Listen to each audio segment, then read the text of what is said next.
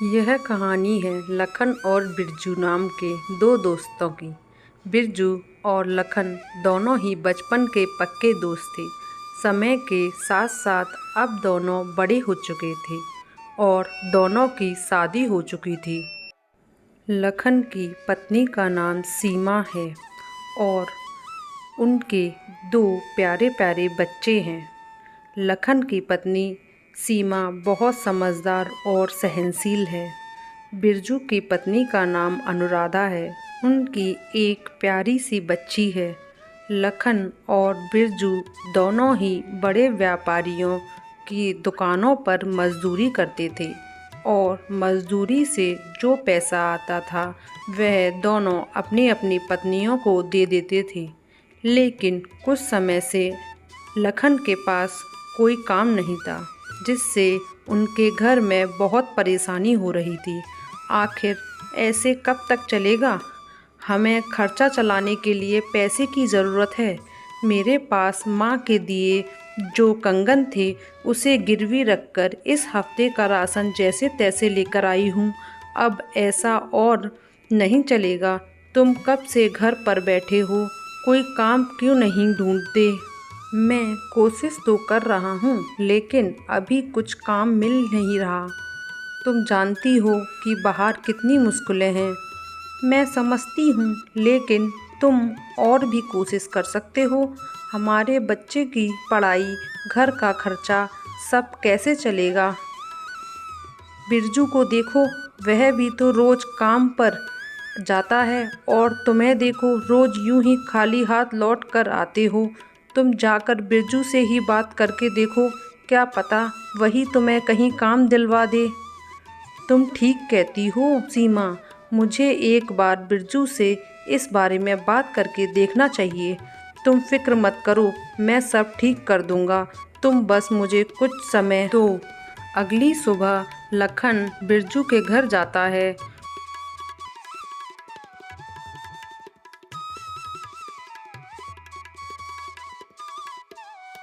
घर पर कोई है क्या बिरजू भाई?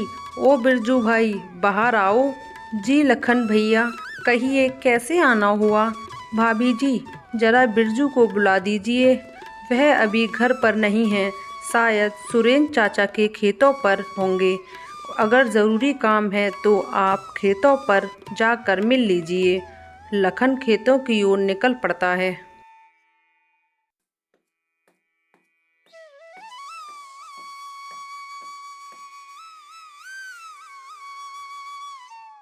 बिरजू, क्या तुम्हारे यहाँ काम करने की कोई जगह है? मुझे भी कोई नौकरी मिल जाए तो अच्छा रहेगा। देख लखन, मुझे तो इस बारे में ज़्यादा पता नहीं है, लेकिन अगर तुम चाहो तो मेरे साथ सेठ जी के पास चल सकते हो। हम उनसे बात कर सकते हैं। अगर कोई काम होगा तो तुम्हें ज़रूर रख लेंगे। अच्छा है बिरजू, मैं तो बस किसी भी तरह से काम करना चाहता हूँ।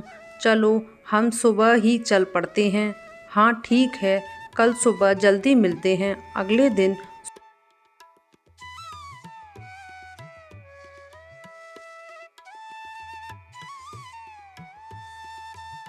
सुबह लखन, आ गए तुम? चलो चलते हैं सेठ जी के पास। हाँ बिरजू भैया, मैं तैयार हूँ। बाजार चलते हैं और वहीं उनसे बात करेंगे। दोनों दोस्त काम की तलाश में जंगल के रास्ते निकल पड़ते हैं। रास्ता काफ़ी लंबा था। उन्हें चलते चलते काफ़ी समय बीत गया था। तभी अचानक आसमान में ज़ोरदार बादल गरजने की आवाज़ आई और देखते ही देखते ज़ोरदार बारिश शुरू हो गई। ज़ोरदार बारिश होने की वजह से लखन और बिरजू दोनों वहीं एक पेड़ के पास रुक जाते हैं। भाई बिरजू, बारिश तो बहुत ज़्यादा पड़ रही है। अगर इतनी ज़्यादा बारिश में आगे बढ़ेंगे तो हम बीमार पड़ जाएंगे। हमें अभी कुछ देर यहीं रुकना होगा। तभी लखन की नज़र एक झोपड़ी पर जाती है और वह बिरजू को इशारे करते हुए कहता है, बिरजू भाई, वह देखो, एक वहाँ एक कुटिया है। चलो वहाँ किसी से मदद मांगते हैं। क्या पता वह थोड़ी देर अपनी कुटिया में हमें रुकने दे। जब तक कि यह बारिश नहीं थम जाती, दोनों दोस्त कुटिया के पास पहुँचते हैं।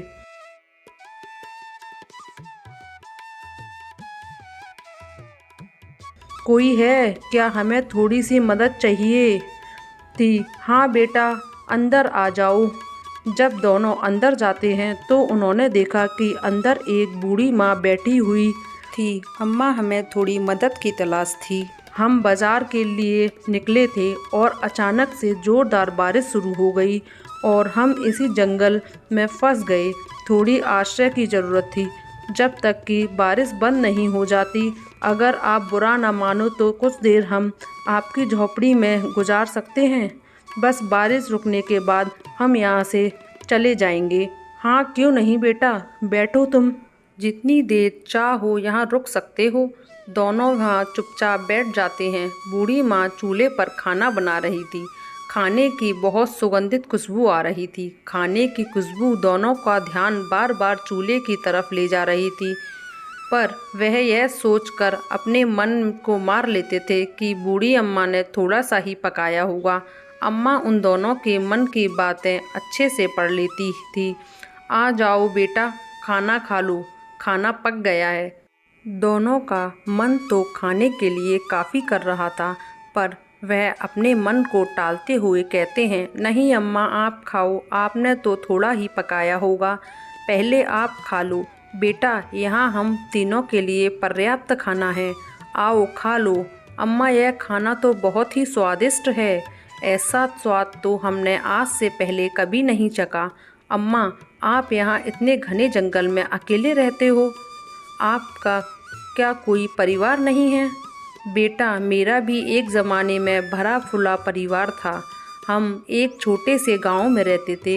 एक दिन अचानक से उस गांव में भयंकर तूफान के साथ बाढ़ आ गई और मेरे पति, मेरे बेटे, बहू, पोते सबको बहा ले गई। बस मैं ही बच गई और अब इस जंगल में रहती हूँ। मेरा अपना कोई नहीं है। अम्मा, आप इतने घने जंगल में अकेले कैसे रहती हो? अम्मा, आपको डर नहीं लगता? बेटा, डर किस चीज़ का? बस शुरू में थोड़ा सा अकेलापन सा लगता था, मगर अब इन सब की मुझे आदत सी हो गई है। अम्मा, अगर आप बुरा ना मानो तो आप हमारे घर चल सकते हो। मेरे घर में मेरी पत्नी और मेरे बच्चे हैं। मेरी माँ बहुत जल्दी मुझे छोड़कर चली गई थी। अगर आप हमारे साथ चलोगी तो मुझे बहुत खुशी होगी। आपको यहाँ इस घने जंगल में रहने की कोई ज़रूरत नहीं। अम्मा, आप मेरे साथ चलो। अम्मा लखन की तरफ देखती है। नहीं बेटा, अब मैं यहीं खुश हूँ। यह जंगल ही मेरा घर है। मुझे अब इस शांति भरे माहौल में ही अच्छा लगने लगा है। पर तुमने मुझसे पूछा, मुझे बहुत अच्छा लगा। थोड़ी देर में बारिश थम जाती है। अच्छा अम्मा, बारिश थम गई है, अब हम चलते हैं। अम्मा, एक बार आप फिर सोच लीजिए, अगर आप हमारे साथ चलना चाहें तो आप चल सकती हैं। नहीं बेटा, तुम्हारा शुक्रिया, पर मैं यहीं पर खुश हूँ। यह जंगल ही अब मेरा घर है। अम्मा, आज्ञा दीजिए, अब हम चलते हैं। रुको बेटा,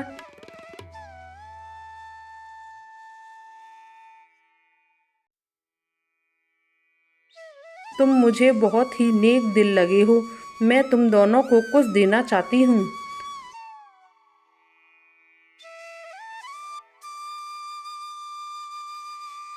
बूढ़ी अम्मा एक संदूक उठाती है और वह संदूक लखन और बिरजू को थमा हुई कहती है, बेटा, यह मेरे जीवन की जमा पूंजी है जो मैं तुम्हें दे रही हूँ। मैं तो बूढ़ी हो चुकी हूँ, अब मेरे यह किसी काम की नहीं। तुम दोनों इसे रख सकते हो और इसमें जो भी है तुम दोनों आपस में आधा आधा बांट लेना। अम्मा, इसमें क्या है? तुम ही खोल कर देख लो, इसमें क्या है। जब वह संदूक को खोलते हैं तो उसमें बहुत सारे सोने के सिक्के होते हैं, जिसको देखकर वह दोनों की आंखें खुली की खुली रह जाती हैं। इतने सारे सोने के सिक्के! अम्मा, आप इतने सारे सोने के सिक्के हमें क्यों दे रही हैं? मेरा अब यहाँ कोई अपना है ही नहीं और तुम मुझे बहुत नेक दिल इंसान लगे और तुम्हारे पहनावे से तुम काफ़ी गरीब और असहाय प्रतीत हो रहे हो, इसलिए मैंने तुम्हें यह देने का निर्णय लिया। अब तुम दोनों इसे रख सकते हो। इस पर तुम दोनों का बराबर का हक है। दोनों बूढ़ी अम्मा को धन्यवाद कहकर वहाँ से अपने गांव के लिए रवाना हो जाते हैं। आज वह दोनों बहुत खुश थे। उनके हाथ एक सोने की खदान जो लग गई थी। दोनों अपने अलग अलग सपने सजा रहे थे। इन पैसों से मैं सबसे पहले अपना एक छोटा सा कारोबार खोलूँगा और हाँ, अपना एक सुंदर सा घर भी बनवाऊँगा। इसमें एक सुंदर सा शीशा भी लगवाऊँगा। मेरी पत्नी को शीशा देखना बहुत पसंद है ना। और अपनी बिटिया के लिए एक सुंदर सा बस्ता भी लाऊंगा। वह काफ़ी दिन से मुझसे बस्ते की मांग कर रही थी और उसका एक अच्छे स्कूल में दाखिला करवाऊंगा। इतने सारे सोने के सिक्के, इससे तो मेरी किस्मत ही बदल जाएगी। मैं तो गांव का सबसे अमीर आदमी बन जाऊंगा। सबसे पहले मैं अपने लिए सुंदर सा घर बनवाऊंगा और उसमें नौकर चाकर होंगे जो मेरे आगे पीछे घूमेंगे। इतने सारे सोने के सिक्के से तो मैं आराम से पूरी ज़िंदगी बैठकर खा सकता हूँ। मुझे तो कोई काम करने की ज़रूरत भी नहीं होगी। बिरजू यह सब सोच ही रहा था, तभी लखन बीच में बोल पड़ा। बिरजू भाई, घर पहुँचते ही हम इन सिक्कों को आधा आधा बांट लेंगे। लखन के मुंह से सिक्कों का आधा आधा बांटने का ख्याल सुनकर बिरजू को बिल्कुल अच्छा नहीं लगा। वह मन ही मन सोचता है, सिक्कों का आधा आधा बांटना मतलब मेरे सपने भी आधे आधे बांटना। भला इन सिक्कों को मैं इस लखन के साथ क्यों बांटूं? मुझे यह सारे ही के सारे सोने के सिक्के चाहिए। मैं इन सिक्कों को भला बराबर क्यों बांटूं?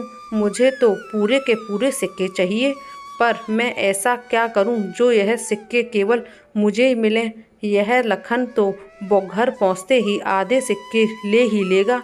मुझे कुछ ना कुछ तो सोचना ही होगा। दोनों अपनी अपनी सोच में आगे बढ़ जा रहे थे। चलते चलते वह एक नदी के रास्ते से गुजर रहे थे। नदी को देखकर बिरजू को एक ख्याल आता है और वह बिना कुछ सोचे समझे उस नदी में लखन को धक्का दे देता है। लखन जैसे ही नदी में गिरता है, वह बिरजू को आवाज़ लगाता है, बिरजू भाई मुझे बचाओ, मुझे बचाओ, मैं नदी में गिर गया हूँ, मुझे बचाओ बिरजू भाई, मुझे बचाओ। लखन भाई, तुम नदी में गिरे नहीं हो, बल्कि मैंने तुम्हें धक्का दिया है ताकि यह सोने के सिक्के मुझे तुम्हारे साथ बांटना ना पड़े। अब यह सारे सोने के सिक्के मेरे हुए। बिरजू वहाँ से चुपचाप खिसक लेता है और बेचारा लखन उस पानी में ही डूब जाता है। रात के समय बिरजू जब घर पहुँचा तो उसने देखा कि लखन की पत्नी अपने घर की बाहर अपने पति का इंतज़ार कर रही है।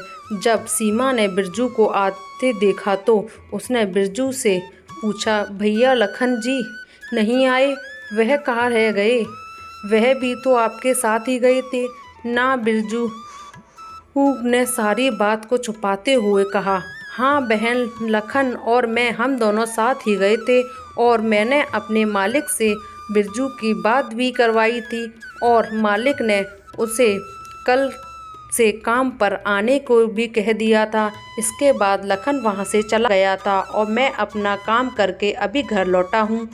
यह सुनकर लखन की पत्नी और भी घबरा जाती है। भैया लखन अभी तक घर नहीं आए हैं, मुझे समझ नहीं आ रहा वे कहाँ गए। वो ठीक तो होंगे ना? मेरा दिल बहुत घबरा रहा है। चिंता मत करो बहन, हो सकता है उसने कहीं और जगह भी काम करने की तलाश कर ली हो और ज़्यादा रात होने की वजह से वह वहीं रुक गया हो। आप सुबह तक इंतज़ार करो, मुझे पक्का विश्वास है वह सुबह तक घर आ जाएगा। मैं इतना कहकर बिरजू अपने घर को निकल जाता है। लखन की पत्नी बहुत घबराई हुई थी, लेकिन बिरजू ने उसे सहमति जताते हुए कहा कि आप सुबह तक इंतज़ार करो। इसीलिए लखन की पत्नी ने किसी तरह सुबह तक इंतज़ार किया। सुबह हो चुकी थी, सूरज अपनी चरम सीमा पर था। लखन अभी तक नहीं लौटा घर, जिससे उसकी पत्नी बहुत घबरा गई थी। वह बिरजू के घर जाती है। भैया लखन अभी तक नहीं आए, मुझे समझ नहीं आ रहा वे कहाँ गए। वो ठीक तो होंगे ना? मेरा दिल बहुत घबरा रहा है। बिरजू परेशान होने का दिखावा करता है और कहता है, आप चिंता मत करो सीमा बहन, मैं अभी जाकर लखन का पता लगाता हूँ और अपने साथ लेकर आता हूँ। बिरजू ने सीमा को सहमति जताते हुए घर से बाहर चला गया और दूर जाकर जंगल में ही बैठ गया। लखन तो अब शायद कभी नहीं आएगा। सीमा बहन जी, अब आपको पूरी ज़िंदगी ऐसी ही काटनी पड़ेगी। थोड़ी देर यहीं रुकता हूँ, बाद में जाकर कह दूँगा कि मैंने लखन को बहुत ढूंढा लेकिन लखन कहीं नहीं मिला। उसके बाद मैं उन सोने के सिक्कों को बेचकर बहुत सारे पैसे कमाऊंगा और गांव का सबसे अमीर आदमी बन जाऊंगा। अभी तक तो यह बात मैंने अपनी पत्नी को भी नहीं बताई है। सबसे पहले उसे भी यह बात बतानी होगी, वह भी बहुत खुश हो जाएगी।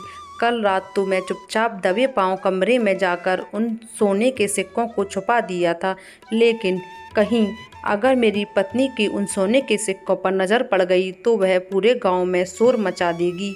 मुझे घर के लिए निकलना चाहिए, बहुत देर हो गई है।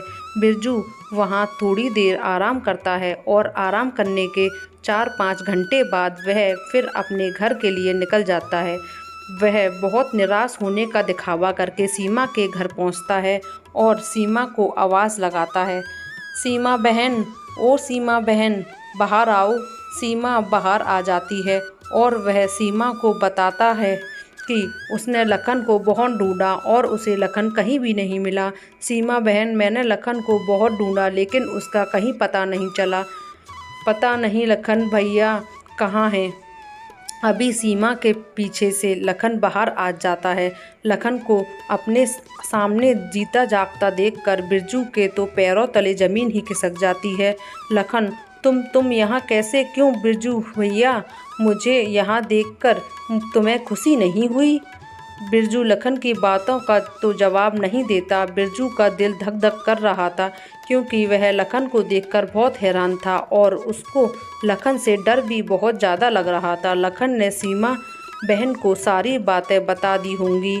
प्रभु, अब तो मुझे कोई नहीं बचा सकता। मुझे यहाँ से जल्दी जल्द निकलना होगा वरना यह लखन तो मुझे जेल भिजवा कर ही मानेगा। जल्दी से घर जाकर अपनी पत्नी के साथ कहीं दूर भाग जाऊंगा और यह लखन मेरा कुछ नहीं कर पाएगा। लखन ने अभी तक सीमा को कुछ नहीं बताया था। हे भगवान, अब मैं क्या करूं? यह लखन तो बच गया, पर यह बचा कैसे? इसे तो तैरना भी नहीं आता है। आखिर यह पानी से बाहर कैसे आया?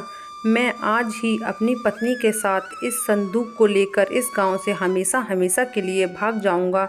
बिरजू यह सब सोच ही रहा था कि तभी उसको इस संदूक का ध्यान आता है और वह उस संदूक के पास जाता है। संदूक को देखकर बिरजू की जान में जान आ जाती है। हे भगवान, यह सब कैसे हुआ? मेरे सोने के सिक्के कहाँ गए? कहीं उस लखन ने तो चोरी नहीं कर लिए? और यह खाली कैसे है? बिरजू यह सब सोच ही रहा था कि तभी वहाँ उसके सामने बूढ़ी अम्मा प्रकट हो जाती हैं। अचानक बूढ़ी अम्मा को अपने सामने देखकर बिरजू बहुत हैरान हो जाता है। अम्मा, अम्मा, आप यहाँ कैसे? अपनी गंदी जुबान से मुझे अम्मा मत कह दुष्ट। तुम बहुत दुष्ट और पापी व्यक्ति हो। तुमने अपने दोस्त के साथ इतना बुरा कर्म किया, यही तुम्हारे कर्मों की सज़ा है। तुमने इस सोने के सिक्के के लिए अपने दोस्त को मारने की कोशिश की। लो, अब तुम्हारे पास ना तुम्हारा दोस्त है और ना ही यह सोने के सिक्के। अब तुम सारी ज़िंदगी इस खाली संदूक को देखते रहना और अपने अमीर सपने को पूरा करना। अम्मा, मुझे माफ़ कर दो, मुझे बहुत बड़ी गलती हो गई है। मैं लालच में बहक गया था। माफ़ उसे किया जाता है जिसने कोई गलती की हो, और तुमने गलती नहीं, तुमने तो एक गुनाह किया है। अपने दोस्त को जान से मारने का, किसी व्यक्ति की जान लेने की कोशिश की है तुमने, और अब यह तुम्हारी सज़ा है। इतना कहकर बूढ़ी अम्मा वहाँ से चली जाती हैं। बिरजू को अपनी करनी पर बहुत पछतावा होता है। बिरजू अपने पास से सब कुछ गवा देता है जिसके उसने सपने देखे थे। लखन के मन में काफ़ी उथल पुथल चल रही थी। मैं क्या करूं? सीमा को वह बताऊं जो मेरे साथ हुआ या नहीं? अगर मैंने बताया तो यह बहुत परेशान हो जाएगी, लेकिन जो बिरजू ने मेरे साथ किया वह बिल्कुल सही नहीं किया। लेकिन मैं सीमा को सच बताया तो मुझे पक्का यकीन है कि वह बिरजू को पुलिस के हवाले कर देगी और बिरजू की बाकी की ज़िंदगी जेल की सलाखों के पीछे होगी। लेकिन अगर ऐसा होगा तो बिरजू के साथ साथ उसके मासूम बीबी और बच्चों की भी सज़ा मिलेगी और उनके घर में तो कमाने वाला बस बिरजू ही है। अगर वह जेल में रहेगा तो उसकी बीवी बच्चे अकेले पड़ जाएंगे। नहीं, मैं ऐसा नहीं कर सकता। बिरजू की गलती की सज़ा मैं उसके मासूम बच्चों और बीबी को नहीं दे सकता। लेकिन बिरजू ने मेरे साथ अच्छा नहीं किया। मैंने कितने सारे सपने देखे थे। उसने वह सारे सोने के सिक्के मुझसे छीन लिए और मेरे सपने भी। लखन यह सब सोच ही रहा था कि तभी वहाँ बूढ़ी अम्मा प्रकट हो जाती हैं। बूढ़ी अम्मा को देखकर लखन बहुत हैरान भी हो गया और खुश भी। आप यहाँ कैसे? आपको मेरे घर का पता कैसे मिला? लखन बेटा, मैं हर जगह आ सकती हूँ, मुझे हर जगह का पता मालूम है। इतना कहकर बूढ़ी अम्मा अपने जादू से एक संदूक प्रकट करती हैं। अम्मा, यह तो वही संदूक है ना जो आपने मुझे दिया था? हाँ लखन बेटा, यह वही संदूक है और अब यह तुम्हारा हुआ। पर माँ, यह संदूक तो बिरजू के पास था ना? हाँ, बिरजू के पास जो होना चाहिए था वह उसे मिल गया और तुम्हारे पास जो होना चाहिए था वह यह। जैसे ही लखन उस संदूक को खोलता है उसने देखा वह संदूक सोने के सिक्कों से भरा हुआ है। अम्मा, इसमें तो बहुत सारे सोने के सिक्के हैं। अब तुम इस संदूक को अपने पास रखो, अब यह तुम्हारा है, इसे संभाल कर रखना। इतना कहकर अम्मा वहाँ से गायब हो जाती है। यह कौन थी और यह अचानक से कहाँ गईं, यह तो मुझे भी नहीं पता। तो इन्हें हम आम इंसान नहीं कह सकते, लेकिन लगता है यह कोई फरिश्ता थी जो हमारी मदद करने आई थी। इतने सोने के सिक्के, इससे तो हम बहुत अमीर हो जाएंगे और हमारे सारे सपने इससे पूरे हो जाएंगे। हाँ सीमा, इससे हम अपने सारे सपने पूरे करेंगे।